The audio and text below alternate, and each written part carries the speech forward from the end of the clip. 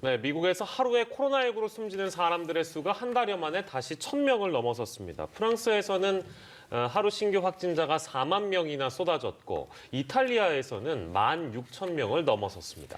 네, 트럼프 미국 대통령과 조 바이든 민주당 후보가 대선을 10여일 앞두고 잠시 후 마지막 TV 토론에 나섭니다.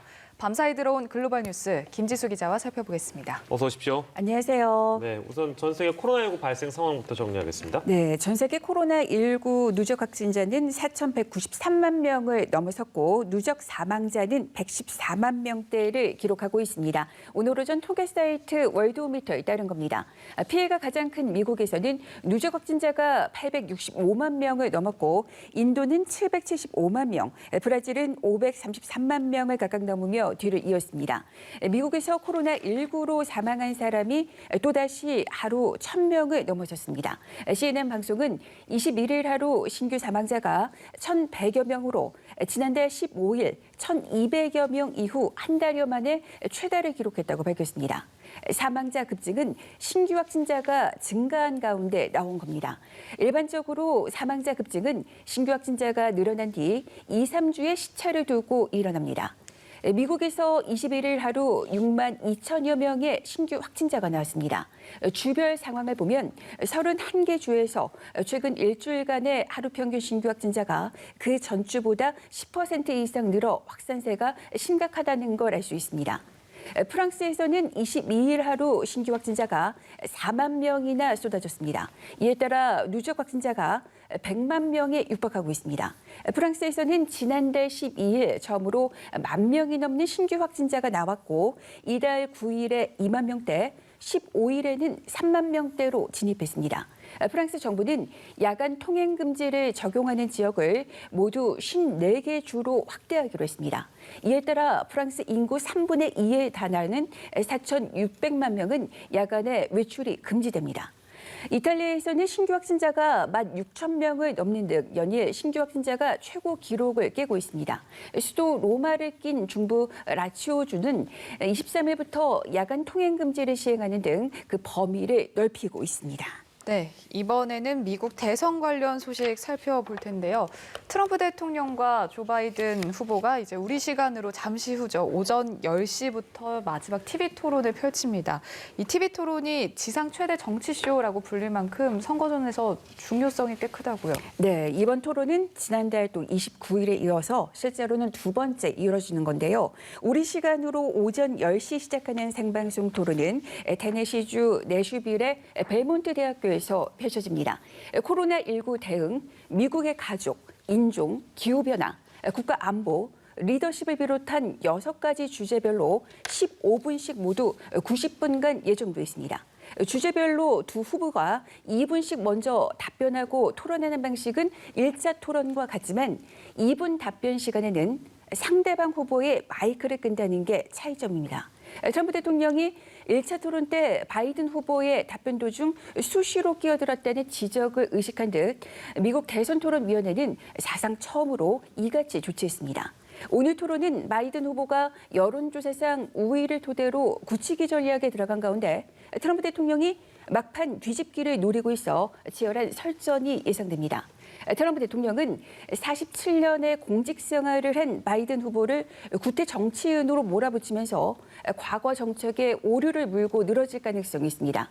외신들은 트럼프 대통령이 바이든 후보의 아들의 우크라이나 의혹을 토대로 도덕성 공격에 나설 것으로 그렇게 전망했습니다. 반면 바이든 후보는 코로나19 대응 실패, 인종차별 항의 시위 사태를 고리로 트럼프 대통령의 실정을 파고드는 전략을 구사할 것으로 예상됩니다. 바이든 후보는 이번 주 유세 일정을 거의 잡지 않을 정도로 TV 토론에 준비에 공을 들였습니다.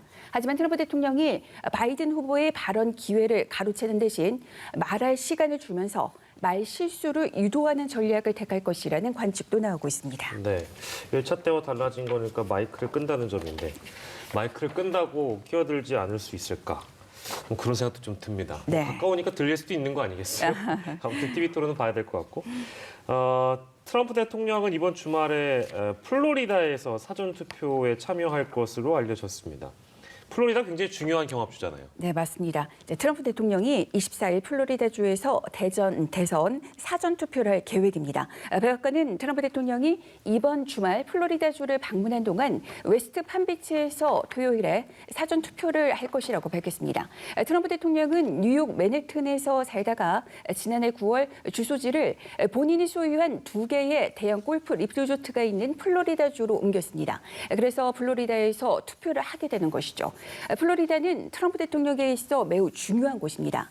올해 대선의 주요 경합주 가운데 가장 많은 대통령 선거인단 29명이 걸린 승부처이기 때문입니다. 2016년 대선에서는 트럼프 대통령이 민주당 힐러리 후보에게 불과 1.2%포인트 차이로 승리했습니다. 그러니까 여론조사에서는 플로리다에서 트럼프 대통령과 바이든 후보가 접전을 벌이고 있는 것으로 조사되고 있습니다. 네, 미국 대선은 이제 주별로 할당된 선거인단을 누가 좀 많이 확보하느냐. 여기에 따라서 이제 결과가 달라지기 때문에 그만큼 예측하기가 어려운 것 같습니다. 오늘은 좀 눈에 띄는 여론조사 결과가 있습니까? 네, 트럼프 대통령이 경합주에서 밀리는 것은 물론이고 우세가 예상됐던 일부 비경합주에서도 고전하고 있다는 여론조사가 속출하고 있다는 소식입니다.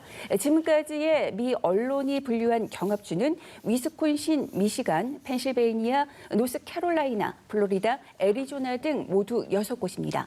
선거 전문 웹사이트 리얼 클리어 폴리티스가 각종 여론조사를 취합한 결과를 보면 바이든은 경합주 6곳에서 평균 49.4%의 지지율로 45.3%의 트럼프를 4.1%포인트 앞서 있습니다. 전체 선거인단 538명 중 이곳에 걸려있는 선거인단은 101명입니다. 여론조사 흐름으로 볼 때 트럼프 대통령이 6개의 경합주에서 밀리고 또 재선 고지를 위협받는 뜻이지만 비경합주에서도 지지율이 흔들리고 있는 듯한 조사가 잇따르고 있습니다.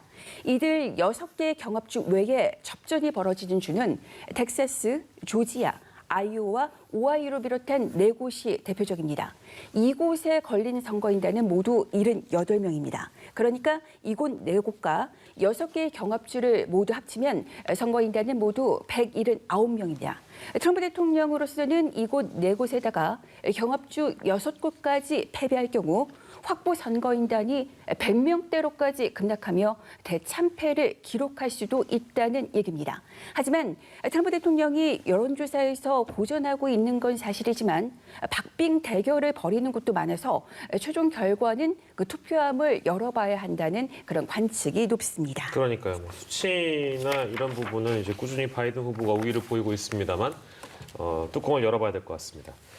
바이든 후보가 이런 발언을 했네요. 자신이 승리할 경우에는 연방 대법원 시스템을 손볼 것이다. 이 배경은 뭡니까? 네, 우선 이 사안을 말씀드리기 전에 상원법사위원회가 민주당이 불참한 가운데 에이미 코니 베럿 연방 대법관 후보자의 인준안을 통과시켰다는 소식을 먼저 전해드리겠습니다. 상원은 26일 본회의에서 베럿 후보자 인준안을 표결할 예정입니다. 트럼프 대통령은 지난달 긴즈버그 연방 대법관이 별세하자 보수 성향 후임 지명을 서둘러 대선 전 인준을 추진했습니다. 이번 대선 결과와 관련한 소송이 연방 대법원에 갈 경우를 대비해 6대3의 그러니까 보수 우위 대법원을 만들겠다는 겁니다. 이런 가운데 바이든 후보의 발언이 주목되고 있습니다.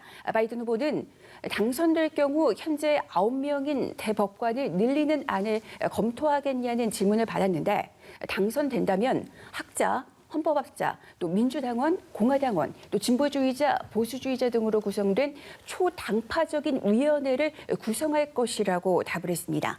바이든 후보가 연방 대법원 개혁에 대해 구체적인 언급을 한 것은 사실상 처음입니다.